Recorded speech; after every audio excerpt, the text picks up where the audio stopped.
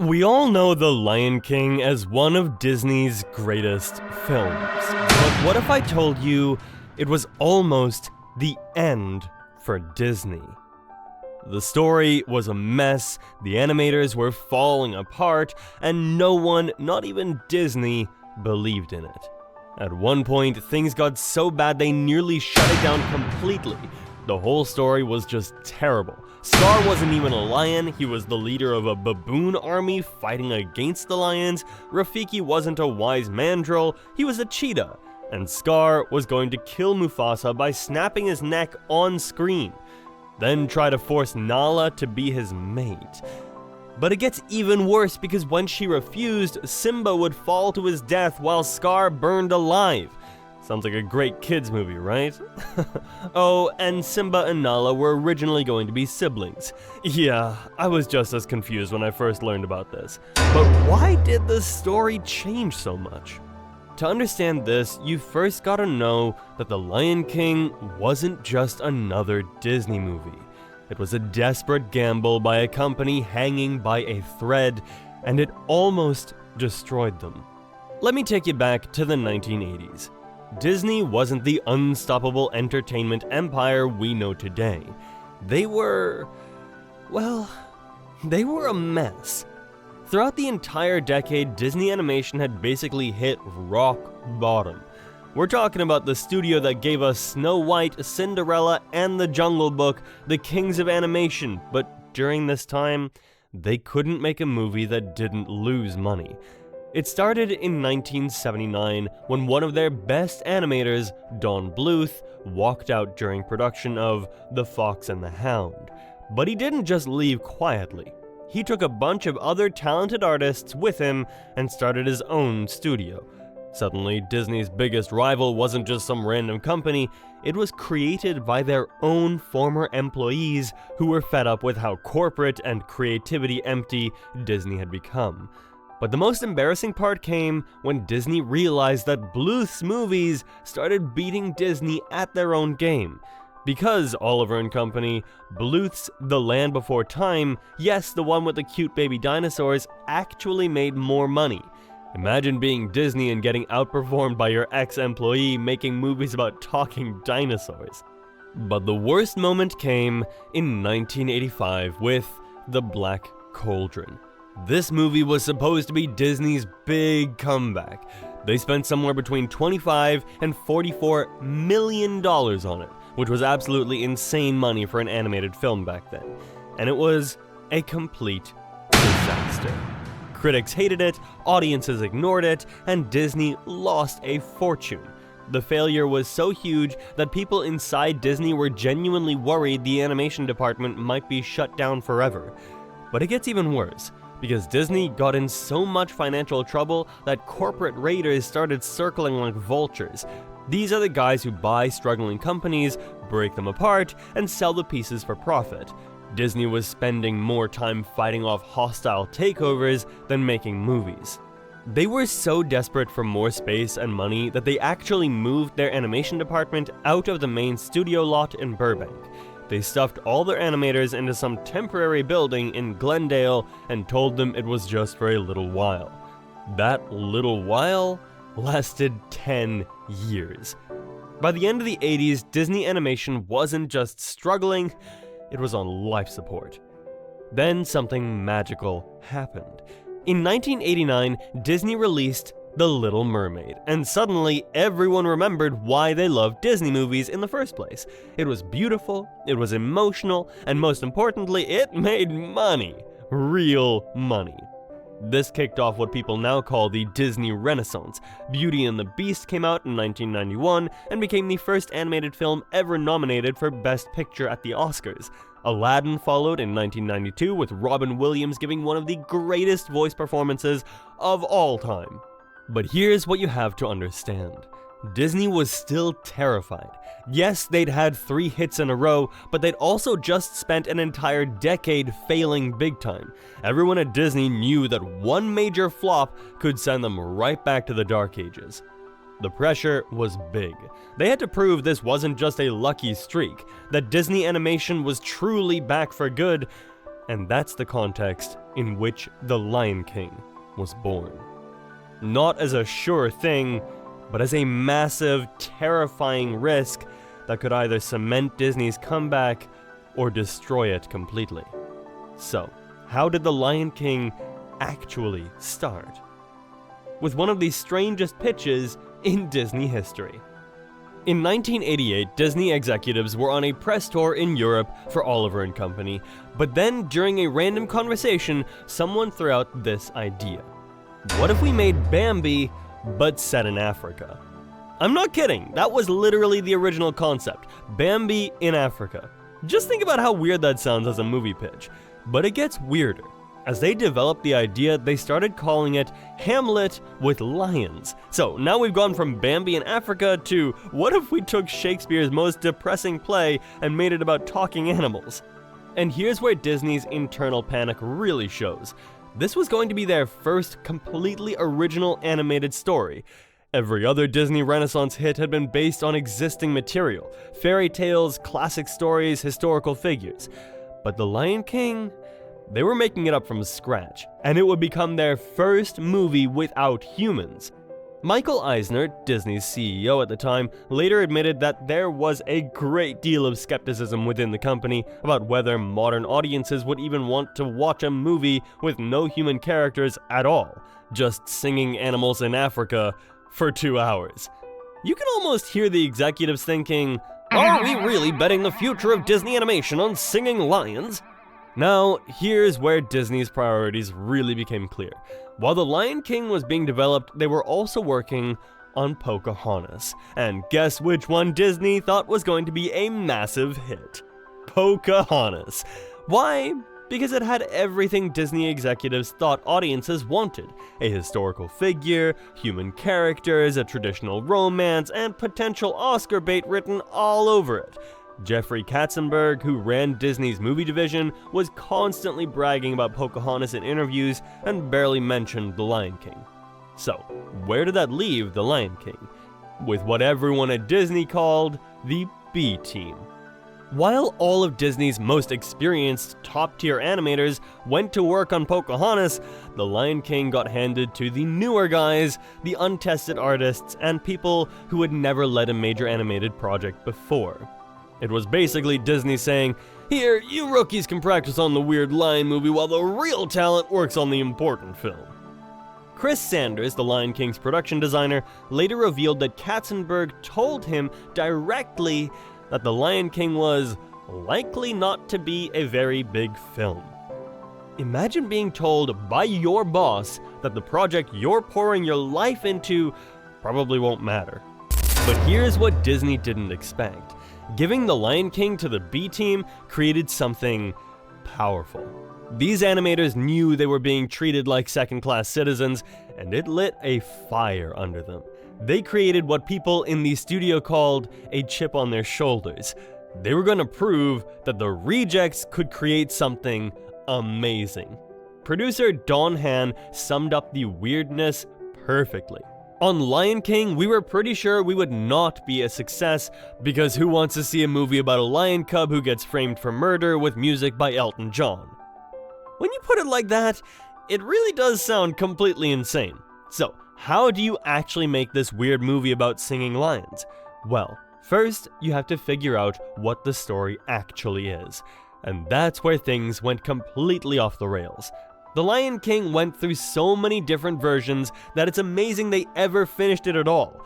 The original working title wasn't even The Lion King, it was King of the Jungle, which is hilarious because lions don't actually live in jungles. But the early story was completely different from what we now know. In the original version, Scar wasn't even a lion. He was the leader of a baboon army fighting against the lions. Rafiki wasn't a wise mandrill, he was a cheetah. And here's the really dark part, Scar was going to kill Mufasa by snapping his neck on screen, then try to force Nala to be his mate. But the die-hard Lion King fans like me have probably already seen the deleted clip about this. When Nala refused him, the ending would have been way darker, with Simba falling to his death and Scar burning alive. Oh, and Simba and Nala were originally going to be siblings? Yeah, just let that one sink in for a moment. The tone was so much darker and more violent that it barely resembles a Disney movie at all. It was more like Game of Thrones with animals. George Scribner, who had directed Oliver and Company, was originally supposed to direct The Lion King. He wanted to make it more like a nature documentary. Realistic, educational, focused on actual animal behavior. But then, Disney decided they wanted it to be a musical instead, and Scribner basically said, "I didn't sign up for singing lions," and walked away after 6 months. So, now they had no director, a story that made no sense, and a script that nobody could figure out.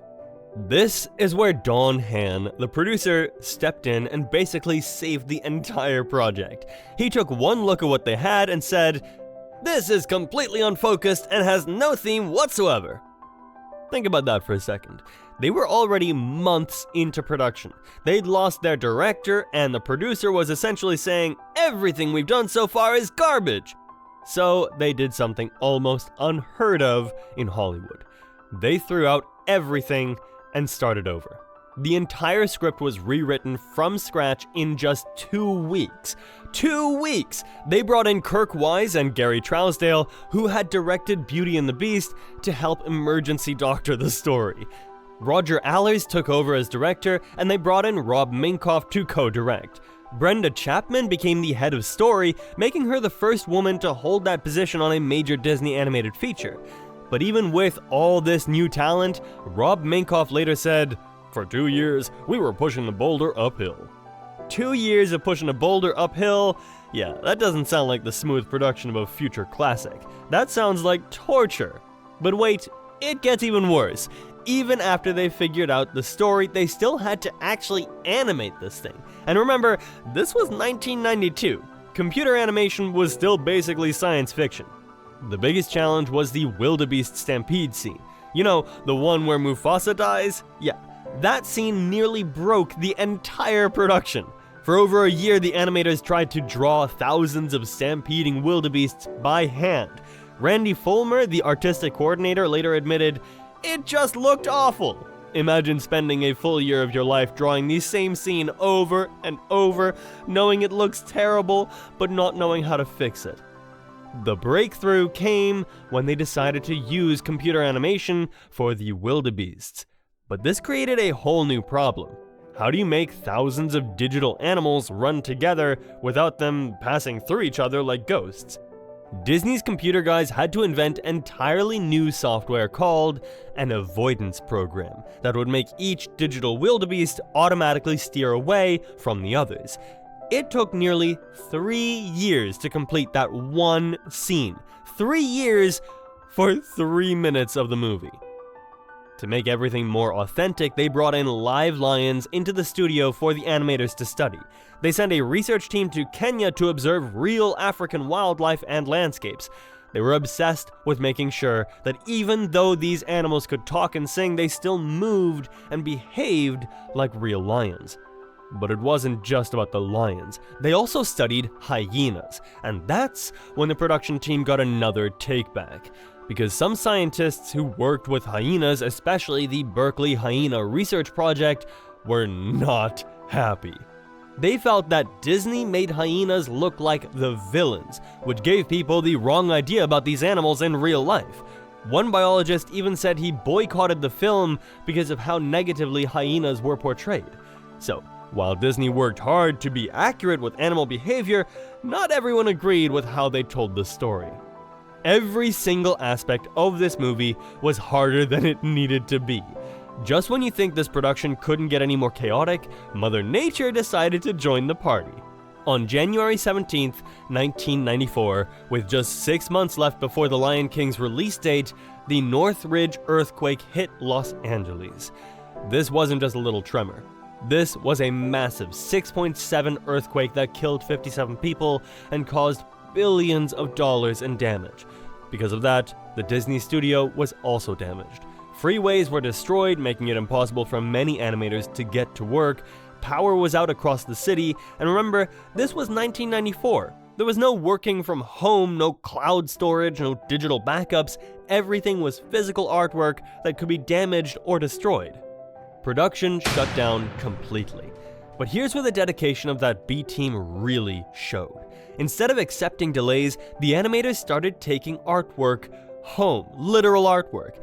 Disney organized shuttle services to ferry animation materials to people's houses. Some animators dealing with damaged homes or impossible commutes just started sleeping at the studio. Roger Allers, the director, described trying to edit film while aftershocks were still rattling the building, watching metal racks of film reels shake heavily around him. Can you imagine trying to do precise creative work while the ground is literally moving under your feet? Chris Sanders, the production designer, said that working on The Lion King during this period gave everybody something to hold on to. The movie became more than just a job. It helped them get through a tough period in their lives. But think about the pressure. You're working on a movie that your own studio thinks is going to flop. You've already gone through directors and complete story rewrites. You're dealing with revolutionary animation technology, and now an earthquake has destroyed your workplace. At what point do you just give up? Most productions would have collapsed. The Lion King somehow kept going.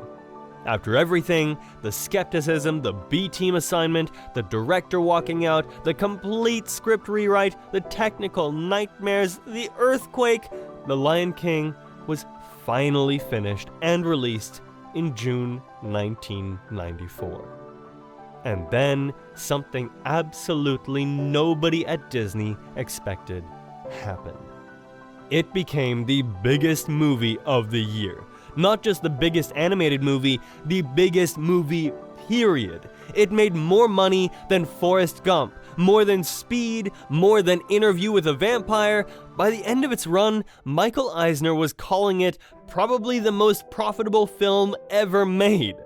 But it wasn't just a commercial success, critics loved it too. Roger Ebert called it Shakespearean in tone, epic in scope. The music by Elton John and Tim Rice became a huge part of pop culture. Circle of Life and Can You Feel the Love Tonight weren't just movie songs, they were anthems. Think about the irony here. Pocahontas, the movie Disney had bet everything on, the one that got the A-team and all the executive attention, was successful but forgettable. Meanwhile, The Lion King, the weird experiment nobody believed in, became one of the most beloved movies ever made. The B-team had created a masterpiece. So why does this story matter? Why should you care about the behind-the-scenes chaos of a 30-year-old movie? That is because The Lion King's success literally saved Disney animation. If it had failed, which it easily could have at dozens of different points, Disney might have had to shut down their animation department completely. There might never have been a Pixar partnership, no Disney Renaissance, no return to greatness. But more than that, The Lion King proved something that Hollywood constantly forgets. You can't predict magic. Disney's executives were completely wrong about which movie would be successful. All their experience, all their market research, all their conventional wisdom pointed to Pocahontas as the sure thing and The Lion King as the risky experiment. They couldn't have been more wrong. The unqualified B-team created something more beautiful and emotionally powerful than the seasoned A-team. The original story nobody believed in touched hearts around the world. The technical problems that seemed impossible to solve led to groundbreaking innovations in animation. Every single thing that made Disney executives nervous about The Lion King, the original story, the lack of human characters, the dark themes, the untested team, ended up being exactly what made it special. There's something deeply moving about this story when you really think about it. The Lion King is about Simba learning to face his responsibilities and claim his rightful place. But in real life, the movie itself was created by a group of people who had been told they weren't good enough for the important projects, who were given the leftover resources and the weird idea that nobody believed in. And just like Simba, they found their strength not despite the challenges, but because of them. The animators who worked on The Lion King talk about that movie with so much passion and pride. They knew they were the underdogs. They knew the studio didn't believe in them. but they also knew they were creating something special. Brenda Chapman, the head of story, was breaking barriers as the first woman in that role of a major Disney feature. The young animators were learning to push the boundaries of their craft. The directors were solving problems that had never been solved before. Every person on that team was proving something to Disney, to the industry, and to themselves. The success of The Lion King didn't just save Disney, it transformed the entire animation industry. It proved that original stories could be just as powerful as adaptations. It showed that computer animation could enhance rather than replace traditional animation. It demonstrated that young and adult audiences would embrace animated stories that dealt with serious themes like death, responsibility, and growing up. Disney learned this lesson, but they also didn't. Because Hollywood has a short memory, and studios are constantly making the same mistake, betting on the safe choice instead of the passionate one, choosing the proven formula over the weird experiment. How many other great movies like The Lion King were shut down just because some executive thought the idea was too weird? How many brilliant creators have been dismissed as B-team material when they could have been making masterpieces? Today, The Lion King is more than just a movie, it's a cultural institution. It opened doors for sequels, TV shows, one of the most successful Broadway musicals in history, and multiple live-action remakes that made over $1 billion. But beyond the commercial success, it became a rite of passage. Entire generations have grown up with Simba's story, have learned about loss and responsibility and finding your place in the circle of life. And none of it would have happened if Disney executives had gotten their way. If they had cancelled the project during one of its many crises, if they had compromised the vision, if they had given up when the earthquake hit. So, when you watch The Lion King today, remember this story.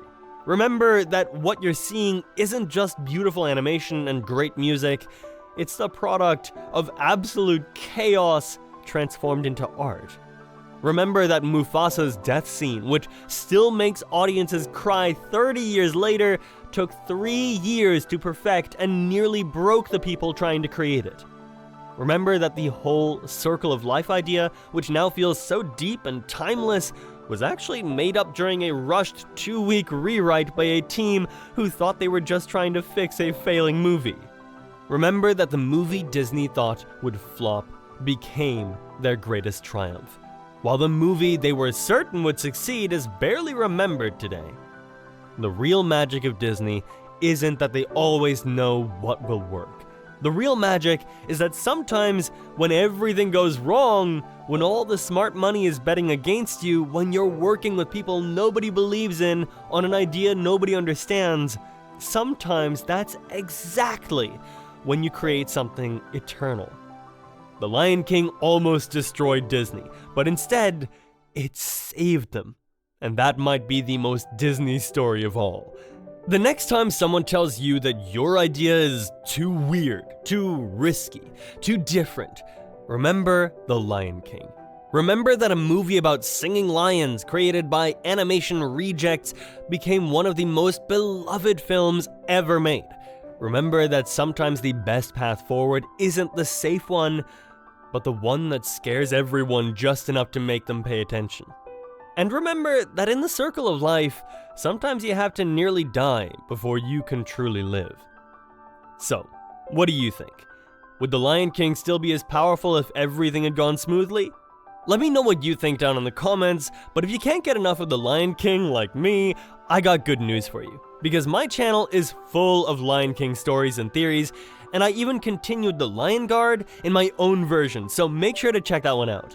Don't forget to hit that notification bell so you won't miss any new videos, and I'll catch you next time.